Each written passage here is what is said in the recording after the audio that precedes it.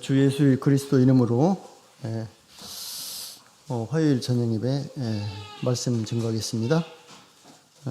먼저 오늘 본문을 좀 읽도록 하겠습니다. 여호수아 22장 1절에서부터 6절까지 저와 여러분께서 한 절씩 교독을 하도록 하겠습니다. 여호수아 22장 1절에서부터 6절까지 저와 여러분들께서 한 구절씩 교독하시겠습니다. 자, 찾으셨으면 제가부터 읽겠습니다. 그때 여호수아가 르우벤 사람과 갓 사람과 므낫세 반지파를 불러서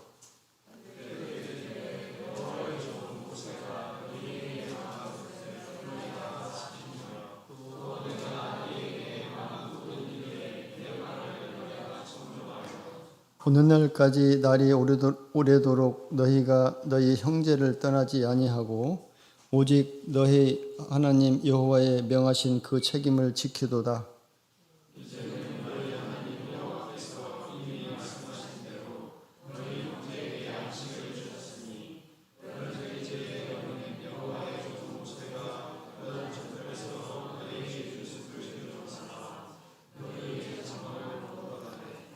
오절 크게 삼가 여호와의 종 모세가 너희에게 명령한 명령과 율법을 행하여 너희 하나님 여호와를 사랑하고 그 모든 길로 행하며 그 계명을 지켜 그에게 친근히 하고 너희의 마음을 다하며 성품을 다하여 그를 섬길지니라 하고 그들을 축복하여 보내매 그들이 자기 장막으로 돌아갔더라.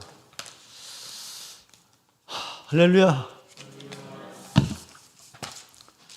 목자님께서 인도네시아 가신지 아시죠?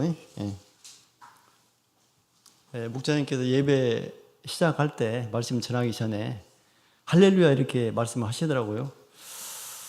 하나님을 찬양한다는 의미도 있겠지만 저는 그런 의미도 있지만은 긴장이 돼서 긴장을 풀려고 이렇게 말씀을 했습니다.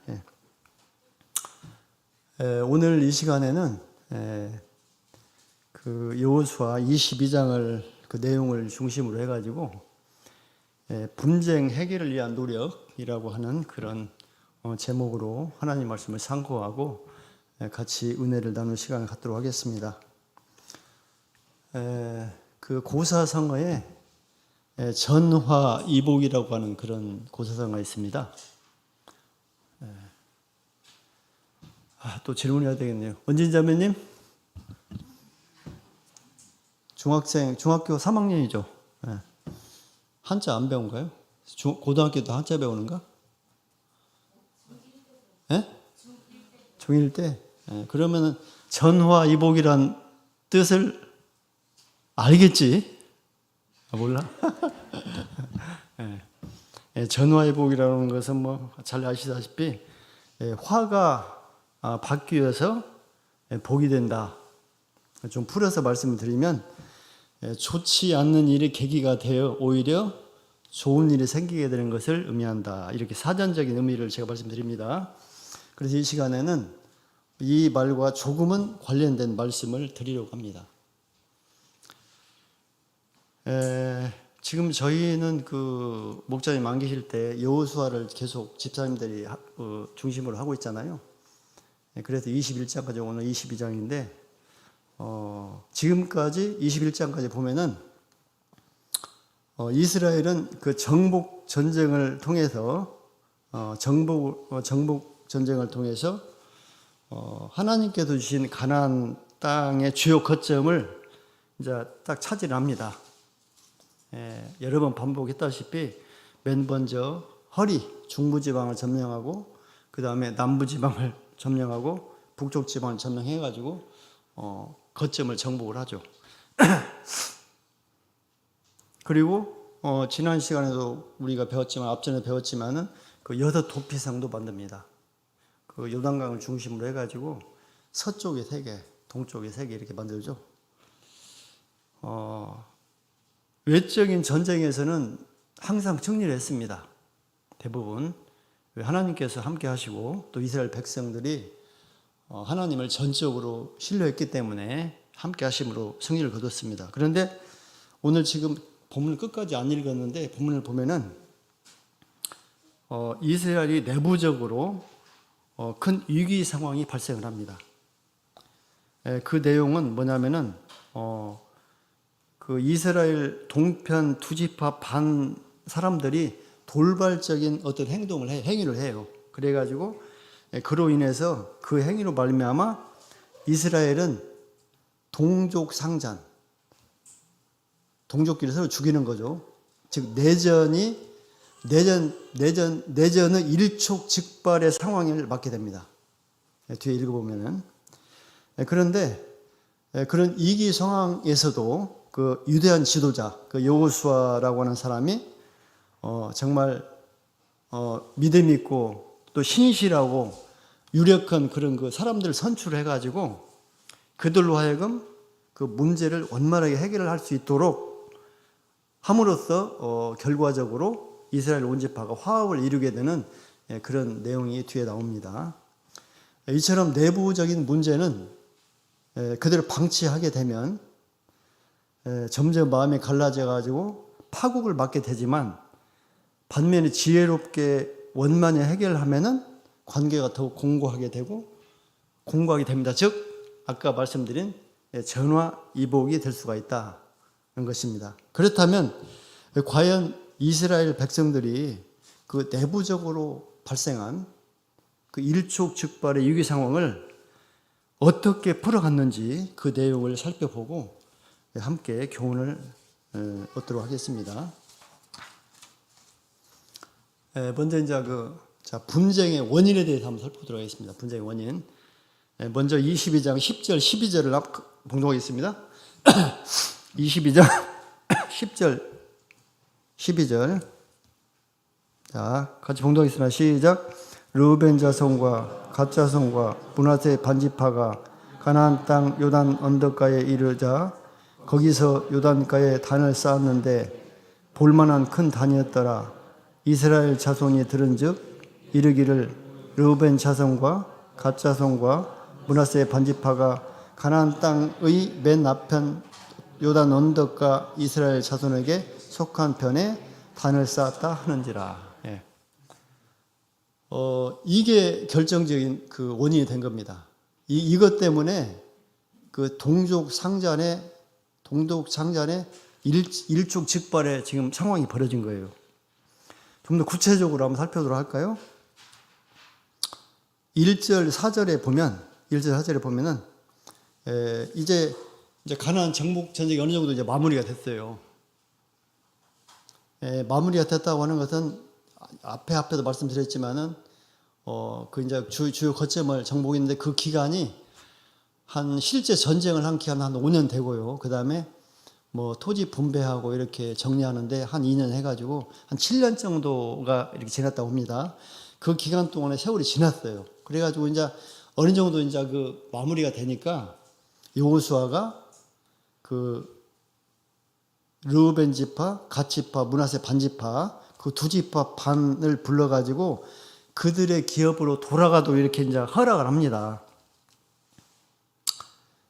근데 왜 그러냐면은 여러분도 잘 아시다시피 이스라엘 그 12지파가 가나안 땅에 들어갔는데 다 토지를 분배를 했잖아요. 그런데 아까 두 지파 반은 요단강 동편에서 이미 그 자기들의 그 토지를 분배를 받았습니다. 그 모세 있을 때 그 약속을 했고 그렇게 받았는데 그 대신 간에 모세가 얘기를 했죠. 민수기 32장 20절 24절에 보면은 나와 있는데 모세가 요단 그 강 두 지파 반 지파한테 얘기하기를 자, 이 땅을 너희들이 갔되 건너가서 정복 전쟁에 참여해서 열심히 싸워라. 그래서 완전히 그쪽이 마무리가 되면 그때 돌아가서 살도록 해라 이렇게 얘기를 했거든요. 그것을 갖다가 이분들이 이제 지킨 거예요. 근데 사실은 뭐 어떻게 생각해 보면은 그 자기 지분을 이미 받았고 저쪽 가서 이제 지금 싸우는 건데 좀 보통 사람 인간적인 그런 생각이라고 하면은 좀 열심을 내 가지고 싸우지 않을 수 있죠. 왜? 전쟁에서는 죽을 수 있으니까. 아무리 하나님께서 함께 하시지만 죽잖아요. 그럼에도 불구하고 이 전체적인 그 본문의 맥락을 보면은 그들이 정말 열심히 최선을 다해서 자기 일처럼 이렇게 싸웠다는 것을 알 수가 있습니다. 그래서 이 내용과 관련해서 우리가 교훈을 받아야 될 부분은 우리가 하나님과 사람 앞에서 우리에게 맡겨진 일, 그런 일에 대해서 성실하게 수행하는 그러한 태도를 가져야 된다. 이런 교훈을 받을 수가 있습니다. 특히 이제 해가 바뀌면서 또 새로운 직책이 또 부여가 되고 또 각자 이렇게 또 맡은 책임들이 있잖아요. 그런 부분에 대해서도 물론 자기를 열심히 해야 되겠지만 오늘의 그 이 두 지파 반처럼 자기에게 속하지 않는 부분이라도 챙기고 해가지고 더 열심을 내는 그런 저희들이 될 수가 있다고 한다면 굉장히 좋을 것이라는 생각이 듭니다. 그리고 이제 이렇게 돌아가는데 22장 5절 6절에 이제 보면은 제가 시간이 좀 많이 먹기 때문에 읽지는 않겠습니다. 여러분들께서 성경 읽기를 하시기 때문에 잘 아실 겁니다. 22장 5절 6절에 보면은 여호수아가 그들을 보내면서 당부를 해요. 뭐라고 그러냐면은 크게 삼가 율법을 지켜라. 그리고 하나님을 사랑하고 하나님을 사랑하라 이렇게 권면을 했습니다. 여기서 그 크게 삼가라고 하는 그 말의 그 의미는 힘을 다해서 주의를 기울여서 이런 뜻이 되겠습니다. 여호수아가 왜 그런 말을 했을까요? 사람의 마음은 아침 저녁으로 마음이 이렇게 바뀐다고 그러잖아요. 언제라도 변할 수가 있다는 겁니다. 사람의 마음은 누구라도 나나 너나 누구나 할 것 없이. 그렇기 때문에 비록 두 지파판 용사들이 군사적인 의무를 다할지 했지만 그걸로 끝난 것이 아니고 앞으로가 더 중요하잖아요. 그래서 돌아가서도 더욱 힘써서 영적인 군사로서 하나님을 섬길 것을 주문한 것입니다. 좀 다시 즉 이 말씀은 두 지파 반이 지금까지는 이런 정신 상태를 가지고 하나님을 섬겼습니다. 명을 지키고. 왜? 이쪽에서 있을 때는 상황이 어떤 상황이에요? 전쟁 상황이거든요. 잘못은 죽을 수가 있어요. 지난번에 말씀드렸지만 이스라엘 백성들은 잘 훈련되지 않는 그런 군사적으로 훈련되지 않는 그런 백성이잖아요. 그런데 그 사람들이 그 기존의 털을 잡고 있는 그 막강한 가나안 7 족속과 싸워야 되는데 그때 신앙적으로 정신 차리지 않으면은 하나님께서 바로 역사 안 하시잖아요. 그렇기 때문에 그때는 당연히 말씀도 지키고 하나님을 사랑할 수밖에 없죠. 그런데 이제 그 상황이 끝나고 이제 저쪽 가면 이제 평화로운 그런 이제 아무래도 평화로운 그런 그 시간이 놓여 있지 않습니까? 그러다 보면은 신앙이 흔들릴 수가 있는 거죠. 모든 사람의 그 버릇이죠. 그래서 당시의 용사들도 결코 예언은 아니었을 것이다. 이렇게 생각되어서 여호수아는 신명기 6장 5절, 10장 12절, 11장 13절, 22절에 나와 있는 말씀을 인용해서 재차 실질적인 최후의 승리를 당부한 것이라고 보면 되겠습니다. 그래서 우리 성도들도 우리가 신앙 여정에서 그때그때 우리에게 주어진 일을 다 했다고 만족할 것이 아니고 그게 끝이 아니잖아요. 궁극적으로는 하나님 나라에 들어가야 되니까 끝까지 심령으로 하나님을 사랑하고 모든 말씀을 지키는 일에 최선을 다해야 한다. 즉 초심을 버리지 말고 그것을 끝까지 이렇게 잘 지켜야 된다. 그러한 교훈을 우리가 생각해 볼 수가 있습니다. 그 다음에 이제 또 22장 7절 8절에 보면은 어떤 내용이 나오냐면은 여호수아가 그 두 지파 반을 동쪽으로 돌려보내는데 어떻게 보냅니까? 먼저 그들의 노고를 취하고 그 다음에 많은 전리품을 챙겨줘요. 그동안 그 서쪽에서 전쟁을 하면은 뭐가 생깁니까? 물론 이제 적들을 진멸하고 때로는 그들이 가지고 있었던 뭐 금이나 은이나 가축 이런 것들을 갖다가 말하자면 그 획득할 수 있잖아요. 그런 것들이 많이 있었을 거 아닙니까? 그런 것들을 요구서 그들을 보낼 때 빈손으로 안 보내고 다 챙겨줬다는 거예요. 근데 이제 여기서 그 이스라엘의 그 전리품의 원칙이 있다고 합니다. 전리품의 원칙. 민수기 31장 25절 47절에도 쭉 나와 있는데 사무엘상 30장 21절 25절 나와 있습니다. 당시 이스라엘 사회에서는 전리품을 나누는데 하나의 원칙이 있었대요. 그 원칙이 뭐냐면은 전쟁에 직접 참여한 사람뿐만이 아니고 후방에서 뭐 지원한 사람들 이런 사람들과 똑같이 전리품을 나누어 갖는다는 거예요. 공평하게. 왜 이런 원칙이 생겼느냐? 이스라엘 백성은 모두가 한 형제다. 즉 하나의 공동체라고 하는 그 의식 거기서 출발했다고 그래요. 그래서 성경의 원칙이 전리품을 갖다가 직접 쌈을 한 사람이나 또 쌈을 하지 않은 사람이나 똑같이 이렇게 나눠 가지는 그런 원칙이 있다. 그래서 그 원칙대로 이렇게 나눠줬다는 겁니다. 자, 이 부분과 관련해서 우리가 지금 신앙생활을 하고 있는데 아까 그 찬송가에서도 찬양 불렀잖아요. 환영받은 형제 자매. 그 외국 가니까 그 중국어로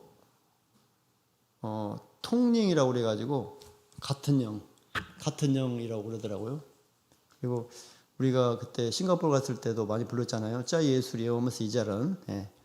우리는 예수 안에서 한 가족이라는 거죠. 그래서 한 가족이고 또 한 지체이고 한 공동체라는 거죠. 우리 성도들. 그렇기 때문에 우리 성도 각자 학자를 보면은 강한 자도 있고 약한 자도 있고 또 뭐 부유한 자도 있고 조금 뭐 부유하지 않은 사람도 있죠.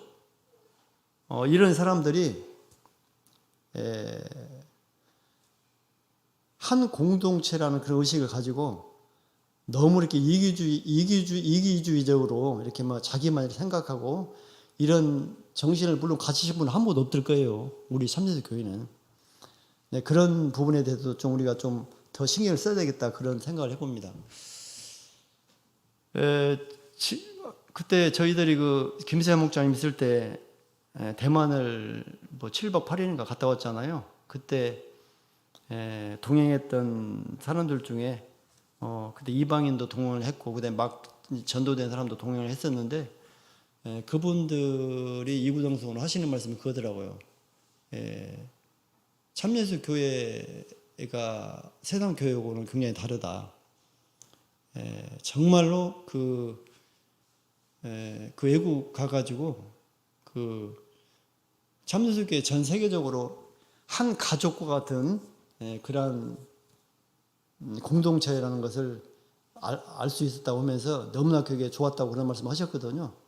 그래서 이제 저 같은 경우도 뭐 대만을 뭐 한 번인가 밖에 안 가보고 싱가포르도 한 번 가봤지만 참여주기를 선전할 때 그렇게 선전합니다. 뭐 항상 뭐 그 레퍼토리를 써먹는데 참여주 교회가 한국에서는 참 교사에 약하고 그렇지만은 인천공항을 딱 벗어나면 그 바다만 건너가면은 정말로 이건 기가 막힌 교회다고 하면서 하나의 공동체 그런 그 소개를 하는 거죠. 그랬더니 사람들은 이해를 잘 못하더라고. 그러면서 그러냐고.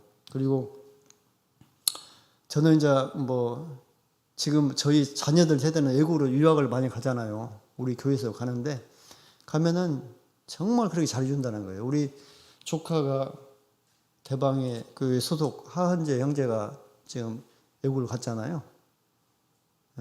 그리고 갔는데 그 뭐 호주를 갔는데 거기서 어떻게 합니까? 말도 잘 안 통하고 얼마나 좀 뭐 그 외롭기도 하고 막 그 어떻게 무섭기도 하겠죠. 그런데 그런 마음이 전혀 없다는 거예요.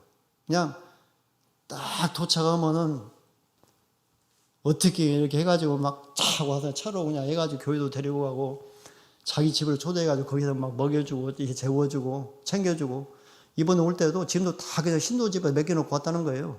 그리고 한참 있다가 그냥 편안히 있다가 또 가가지고 또 그것도 바로 또 이어서 생활하고. 원양이 형제님이 지금 교회 안 나오신 지가 지금 꽤나 됐잖아요. 한 5년이 넘었는데, 원양이 형제 아들 종민이가 말레이시아로 유학을 갔었어요. 그때 2년인가 얼마인가. 갔는데 거기는 더 했다고 그러더라고. 아주 그냥 교회 가는 날이면은 집 앞에 딱 와서 차를 댄대요. 대가지고 그 태워가지고 데리고 가고 또 데려다 주고. 그래서 그냥 걱정할 일이 없다는 거예요. 외국을 보내는데. 우리들이나 그렇지 사실은 외국에 유학 보낸 사람들 정말 그 머릿속에 고민이 보통이 아니라고 그러더라고. 이게 관리가 안 돼가지고. 근데 우리는 그럴 필요가 없잖아요. 이게 왜 그러냐? 우리는 예수 안에서 한 가족이다. 이런 공동체 의식이 있다는 거예요. 그래서 그렇게 보면은 우리 교회가 정말 좋은 교회 아닙니까? 네, 좋죠.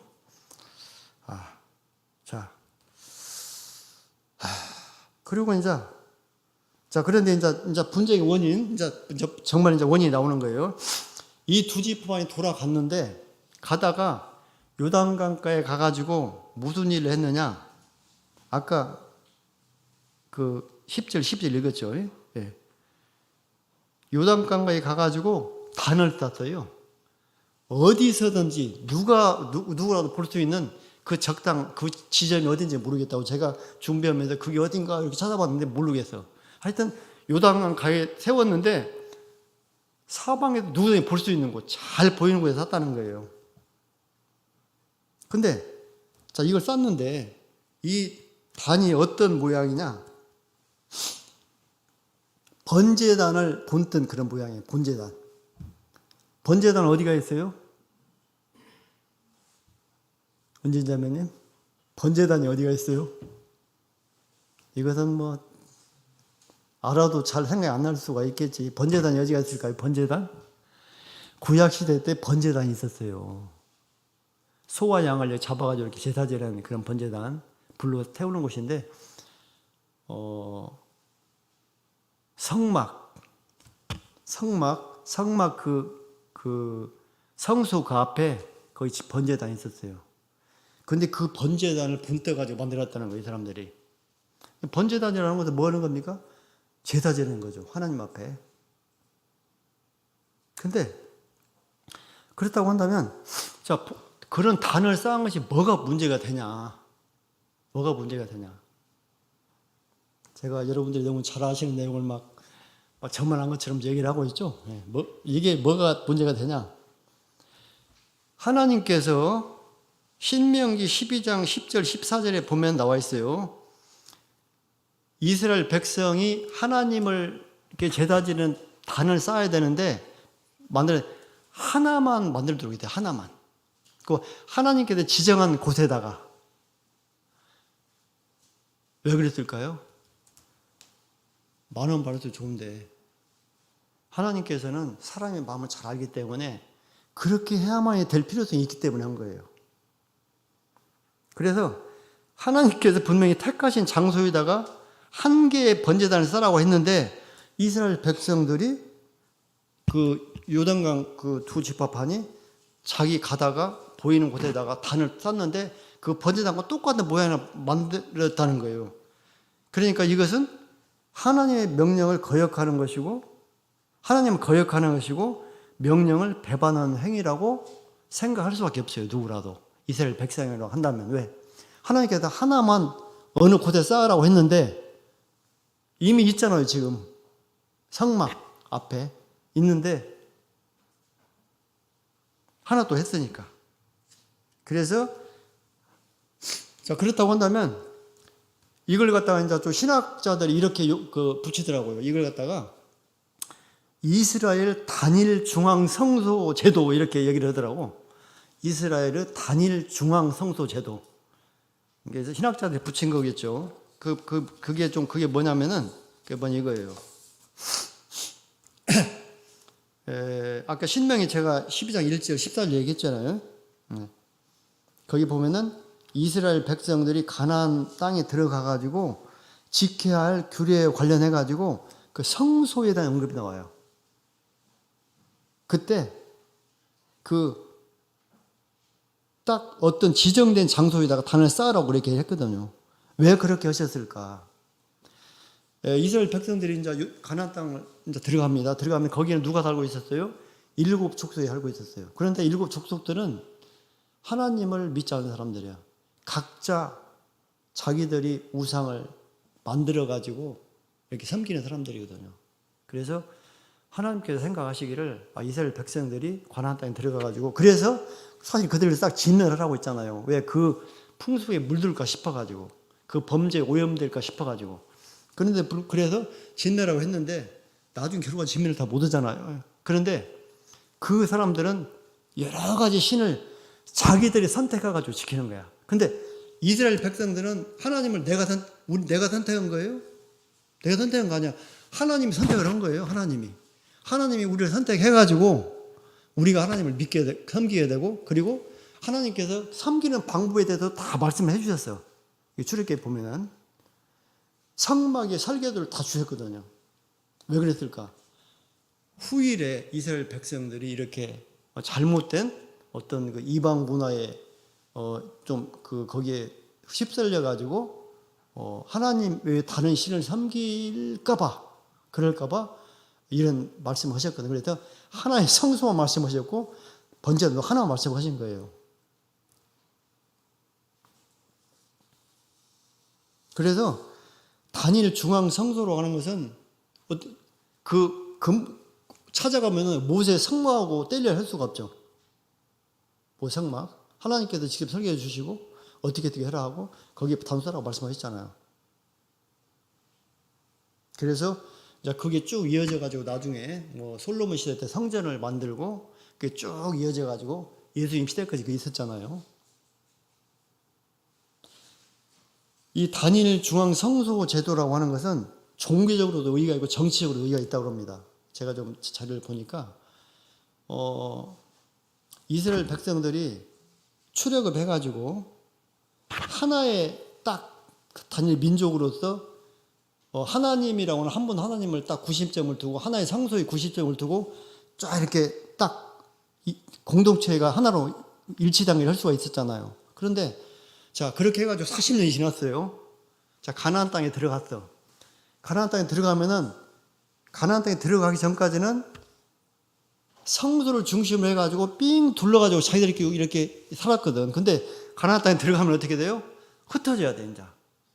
요단강 동쪽으로 2집 보관과 이쪽에 9집 보관 해가지고 흩어져야 된다. 그러면 그분들이 그 하나의 성막, 하나의 번제단을 중심으로 해가지고 딱 90점이 돼가지고 한 분 하나님을 섬길 수 있는 그런 구임점이 없다고 한다면 시간이 지나면서 거리적인 문제 또 이렇게 후손들이 이렇게 하면서 아마 그게 와해가 되고 결과적으로 한 번 하나님을 잊어버릴 수 있다는 거예요. 그래서 그 하나님께서 그런 것을 염두에 주시고 하나의 성소만 주셨고 하나의 번제단만 주실 거라고 생각을 합니다. 그래서 신학자는 이것을 단일 중앙 성소 제도라고 이렇게 말씀을 하고 있더라고요. 그래갖고 이제 제가 오늘 마침 유튜브에서 유튜브에 들어가면 막 정보가 없는 게 없잖아요. 근데 그 팔레스타인과 그 유대인들이 막 분쟁하는 거 왜 이렇게 싸울까? 벌거벗은 세계사인가 거기 이제 좀 내용을 봤는데 마침 팔레스타인하고 그 이스라엘 백성들이 막 그 싸우는 그런 내용들이 그 역사를 얘기하다가 교수가 얘기하는데 오늘 마침 이 내용과 조금 관련이 있어가지고 제가 거의 한 50분인가 그거 봤거든요. 그들이 싸우는 그 이유가 정말 그거든 막 예루살렘이라고 하는 그 성지 때문에 성지. 거기에 예루살렘 그 팔레스타인 안에 예루살렘 그 안에 회교 성지도 있고 그 다음에 유대인들의 통곡의 벽도 있더라고요. 그러니까 거기가 말하자면 옛날에 그 예루살렘 성전이 있던 자리거든요. 그것 때문에 막 서로 양보를 안 해요. 서로 끝까지 그 교수도 그러더라고. 이거는 해결 방법이 없다는 거예요. 성소라고 하는 것이 얼마나 하나님의 백성들에게 구심점이 되고 정말 중요한 것인가. 그런데 동편 사람들이 그걸 모를까요? 알겠죠. 근데 가다가 이거를 쌌단 말이에요. 그러니까 서편에 볼 때는 분기 탱천할 수밖에 없죠. 그 막 분노가 하늘을 찌르는 거예요. 그래가지고 동족상잔이라고 하는 동족상잔의 일촉즉발의 상황이 지금 벌어진 겁니다.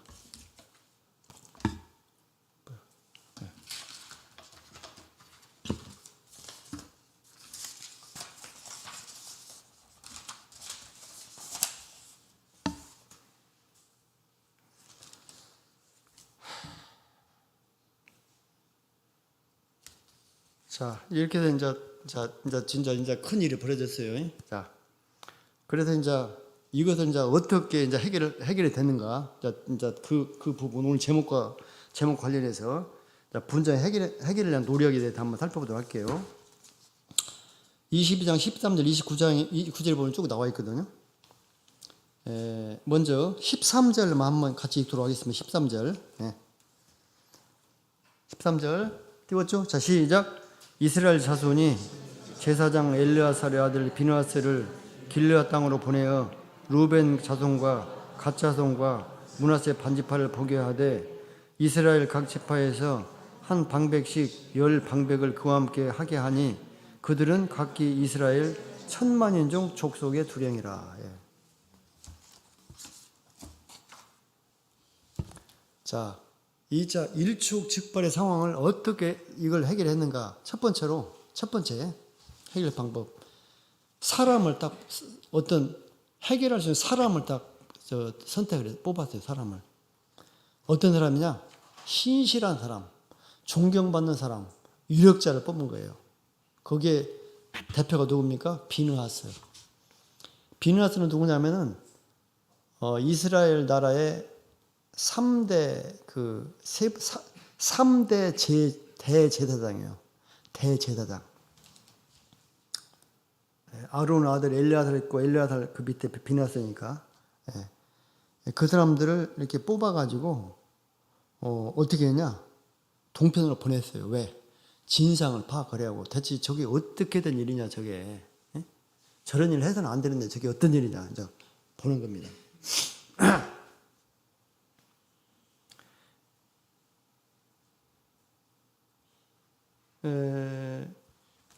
비느하스는 정말 훌륭한 사람이죠.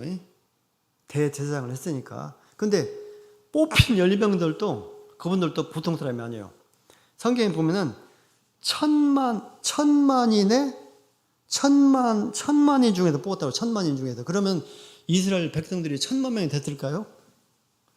그만큼 많은 사람 중에서 뽑았다 그런 의미가 되겠죠. 정말로 뽑아가지고 정말 좋은 사람을 뽑은 거예요. 그 사람들을 뽑아가지고 진상조사단을 보낸 겁니다.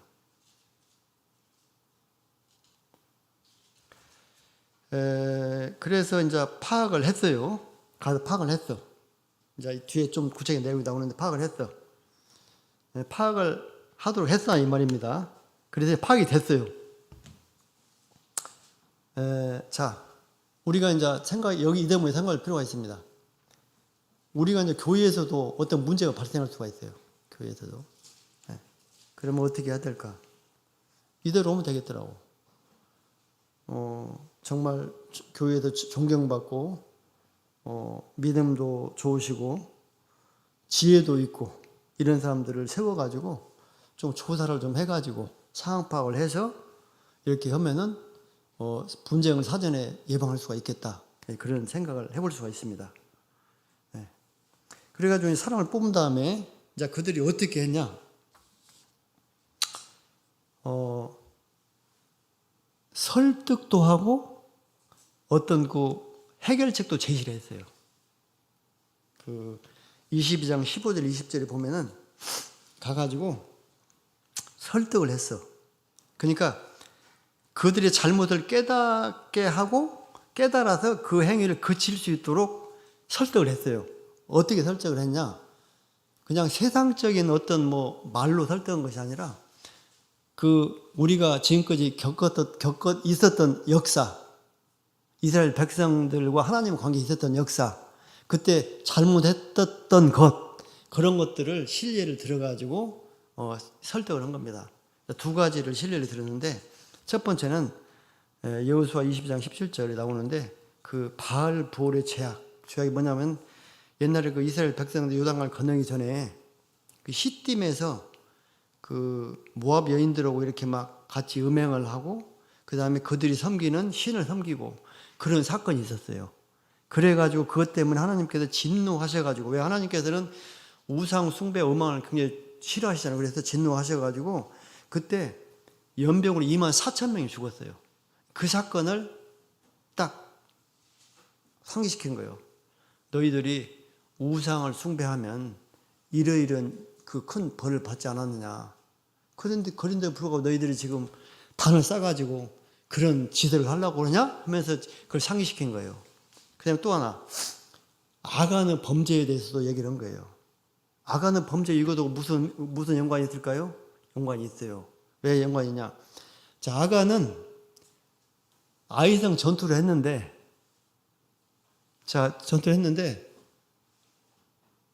맞죠? 아이 전투. 거기서 하나님께서 다 진멸하고 모든 전리품도 다 그냥 진멸을 하고 있는데, 그 자기가 욕심이 나가지고 뭐 외투 한 벌하고 금덩이, 은덩이를 이렇게 숨겼잖아요. 아간이라는 사람이. 다른 사람은 아무래도 그 사람은 혼자 그랬어, 혼자. 그런데 자, 혼자 그런 범죄가 이 사건은 뭔 상관이 있느냐? 있어요. 왜? 그 전쟁에서 아간 혼자 범죄를 했는데 거기에 대해 하나님께서는 책임을 누구한테 물었습니까? 이스라엘 공동체한테 물었어요. 그래가지고 전쟁에서 패했어요. 그러니까 한 사람의 잘못이지만 전체 연대 책임을 주신 거예요. 그러니까 바로 이 사건도 그러라는 거예요. 에? 너희들이 지금 우리 12지파 중에 한 그 지파인데 너희들 그 소수 지파가 하나님의 우상을 이렇게 숭배하고 이렇게 잘못을 하면 봤지? 그 아간 때 한 사람 때문에 전체 싹 멸망한 거 져가지고 사람이 죽고 그런 거 받지 않냐? 연대 책임이다, 이게. 우리는 공동체이기 때문에 소수지만은 해서는 안 된다는 그런 사실을 가지고 깨닫게 한 거예요. 그렇게 얘기를 했습니다. 설득을 한 거죠. 그래서 우리도 신앙생활을 하면서 혹시라도 범죄할 우려가 있는 형제가 있거나 어떤 잘못된 그런 길로 가는 사람이 있다고 한다면 그냥 내버려 두지 말고 적극적으로 설득을 해야 한다는 거죠. 설득하고 훈계하고 해가지고 하나님 앞에서 바른 신앙을 유지할 수 있도록 인도를 해야 된다. 그런 교훈을 생각해 볼 수가 있습니다. 자, 그 다음에 사람을 뽑았어요. 그 다음에 설득을 하고, 그 다음에 또 아까 하나 빠졌네요. 그 해결책을 제시했는데 이렇게 얘기한 거예요. 너희들이 그 동쪽 땅이 마땅치 않고 하나님 섬기기에 적합하지 않으면 서쪽으로 와라. 우리가 땅 줄게. 사실은 파이는 딱 정해져 있는데 나눌 사람이 많으면 양이 작아지잖아요. 근데 만약에 동쪽 사람들 이쪽으로 오면 자기들 땅을 줘야 되거든. 그럼에도 불구하고 그렇게 할 테니까 그쳐라. 이렇게 한 거예요. 그 공동체 의식을 생각하는 그런 사랑하는 그 마음이 굉장히 크죠. 이렇게 했습니다. 그 다음에 세 번째로 어떻게 했냐? 경청했어요. 경청. 상대방 의견을 귀를 기울여 들은 겁니다. 이게 문제 해결에 정말 중요한 요소가 이거 같아요. 경청하는 거. 다른 사람 의견을 듣는 거. 그 두 지파 반은 무슨 얘기를 했습니까? 얘기를 한 거예요. 단 쌓은 거 맞다. 그런데 당신들이 지금 생각하도 오해다. 우리가 하나님 앞에 제사를 드리려고 온 것이 아니라 또 이것을 만든 거다. 어떤 증거예요? 여호와 하나님께서 우리 하나님이 되신다는 증거. 요단 동편의 백성들도 요단 서편에 있는 백성과 똑같이 하나님께 제사 드릴 자격이 있는 하나의 언약 백성이라는 것을 상기시키기 위한 증거. 세월이 흘렀어요. 후대들이 있을 거 아니야. 근데 우리가 경계를 정할 때 보통 지형적으로, 물리적으로 이렇게 큰 강이 있어요, 강이. 그렇지 않아도 그쪽은 물이 귀하잖아요. 근데 큰 강이 흐르고 있어. 그러면은 이쪽은 저쪽은 좀 단절이 되잖아요. 그런 것들이 맨 처음에는 상관이 없지만 이제 시간이 흐름으로써 후대 가면은 별개라고 생각할 수 있지. 이쪽 후손들도 저쪽을 별개라고 생각할 수 있고, 그렇게 해가지고 하나의 공동체가 쪼개질 수가 있는 거잖아요. 그리고 저 하나님, 우리가 섬기는 하나님이고 틀리게 이렇게 얘기해요. 그래서 하나의 공동체라는 것을 이렇게 알게 하도록, 혹시라도 그 요단강이라고 하는 그런 지형적인 것들이 장애물이 되지는 않을까, 공동체로부터 단절시키는 장애물이 되지는 않을까, 그런 염려가 있어가지고 후손들이 단을 볼 때마다 우리는 한 조상이네, 한 분 하나님을 잘 섬겨야 되겠네, 그분을 경외해야 되겠네, 이런 마음이 생기게 할 수 있도록 증거로 이렇게 세웠다는 겁니다. 정말 너무 좋은 거죠. 근데 그걸 몰랐던 거죠. 그런 사실을 어떻게 알게 됐느냐? 귀를 기울이고 들어보니까 알 수 있다는 거예요. 그래서 그런 것들을 이제 파악을 한 거죠. 그래서 오늘날 우리 교회 내에서도 어떤 분쟁이 발생했습니다. 그런데 대부분 오해에서 생기는 거 많아요. 오해에서. 그래서 겉으로 나타난 결과만 가지고 성급하게 판단할 것이 아니라 내적인 동기를 올바르게 이해하는 마음과 태도를 가지면 좋겠다. 그래야만이 분쟁이 해결이 된다. 이런 우리의 교훈을 받을 수가 있습니다. 그 고사성어에 역지사지라는 말이 있거든요. 어떤 상황이 발생했을 때 서로 상대편의 입장에 생각하는 거예요. 처지 바꿔가지고 말하자면 의자를 바꿔 앉는 거예요. 내가 저쪽에 나를 보고 있는 의자가 있잖아요. 내가 저쪽에 앉고 있으면 일로 앉는다는 거예요. 그래서 서로 처지를 바꿔보면은 그 형편을 알 수가 있다는 거예요. 그래서 그런 자세를 가지고 하면은 문제를 해결할 수가 있다. 근데 이제 제가 이걸 준비하면서 생각해 보니까 참 좀 아쉬운 점이 있어요. 왜냐면은 요단 동편 사람들 입장에 생각해 봤어요. 아니, 그분들이 지금 단을 쌓은 건 정말 좋은 의미잖아요. 좋은 의미인데 저쪽에서는 좋은 의미로 생각 안 했거든? 그러니까 막 전쟁을 한다고 지금 막 분위기 탱탱했잖아요. 얼마나 말하자면 필요 없는 그런 낭비냐고, 이게. 그래서 똘똘 뭉쳐도 지금 괜찮은데. 그러니까 이분들이 그렇게 하기 전에 좀 미리 설명을 했더라고 한다면은 이렇게 오해를 하지 않아서 그런 생각이 들어요. 그리고 그 아쉬운 점이죠. 또 반대로 또 이제 이쪽 사람들 입장에서 이제 서편 입장의 사람들 생각해 보면은 그분들도 문제가 있는 거예요. 왜? 아니, 그동안에 지금 하나님을 한 분으로 섬기고 같이 있게 된 것이 지금 계속 있었잖아. 아직 헤어진 적이 없어요. 근데 하나님께서 하나의 제단을 쌓으라고 했고, 그런 한 분 하나님 모시라고 말씀하셨단 말이에요. 이미 잘 알고 있어요. 교육이 돼가지고. 그런데 알고 있었는데 불구하고 그렇게 저를 쌓으면은 좀 알아볼 생각을 해야 되지. 그냥 화부터 냈다는 거예요, 이 사람들은. 그래서 이걸 준비하면서 보니까 요단 동배 사람들도 아쉬운 점이 있고 서편 사람들도 아쉬운 점이 있더라는 거예요. 그래서 이런 것들 우리가 교훈을 삼아가지고 교회 생활에도 적용을 하면은 신앙생활에 많이 도움이 되지 않을까 생각을 해봅니다. 이제 결과적으로 이렇게 해가지고 30절, 34절을 보면은 이게 다 해결이 돼요. 이제 말하는 사람도 진실을 말하고 듣는 사람도 정말 경청해서 들었어요. 경청했어요. 그랬더니 다 오해가 풀렸어요. 그래서 이제 평화가 찾아온 겁니다. 그리고 궁극적으로는 동족 상잔이 일어나지 않고 오해가 풀려가지고 하나님을 찬양하였다. 이렇게 이제 그 해피엔딩으로 끝납니다. 이 사건이.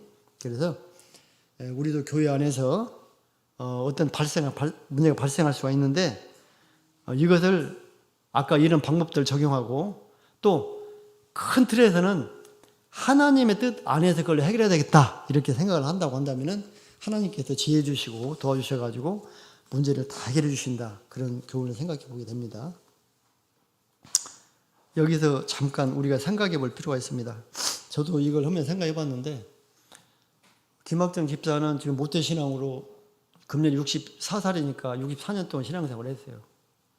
각자 지금 출발 선상은 다르지만 다 지금 이렇게 달려가고 있는데 신앙생활을 하면서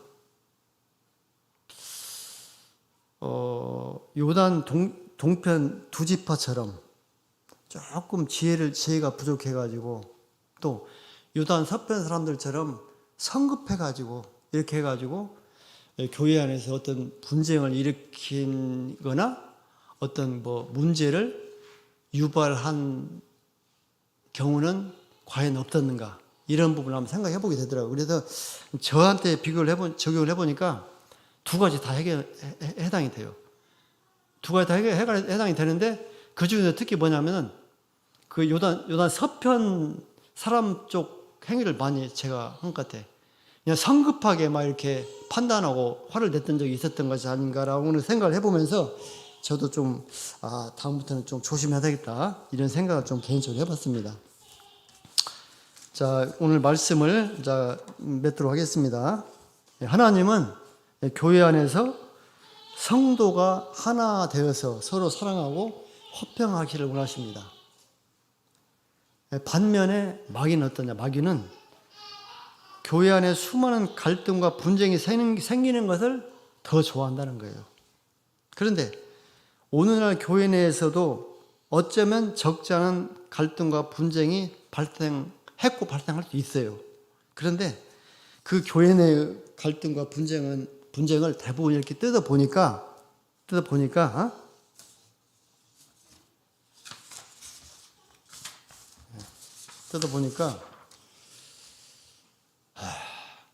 원인이 지혜가 부족했다거나 또 성급했다거나 사실을 오해했다거나 이런 것들로 인해서 생기는 경우가 대부분이더라.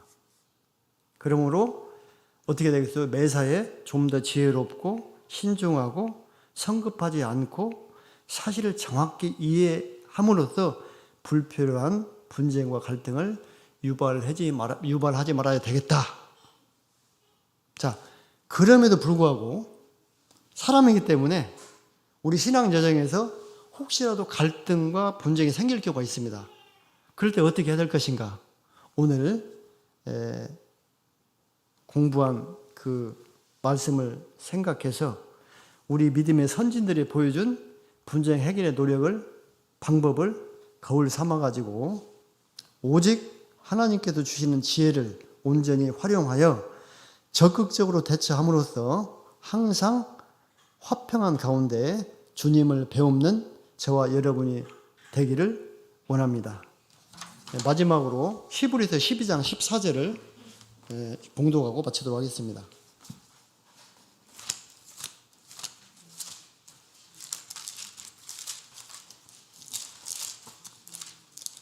히브리서 12장 14절, 자, 같이 읽겠습니다. 자, 시작.